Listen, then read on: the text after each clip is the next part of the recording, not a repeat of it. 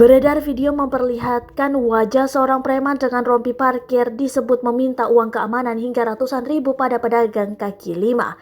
Peristiwa itu diunggah akun Facebook Klik Berita viral beberapa waktu lalu. Nampak ia sedang menghitung uang sambil menghisap rokoknya. Si pedagang yang merekam wajah pria tersebut menyebutkan bahwa sejumlah orang telah mengganggu dagangannya. Diperlihatkan pula sejumlah pria termasuk si tukang parkir. Disebutkan pula pada keterangan unggahan mereka meminta uang bulanan keamanan dan parkir.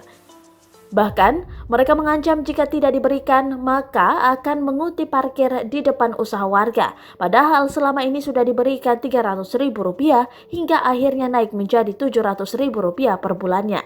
Adapun lokasi peristiwa tersebut berada di Denai, Medan.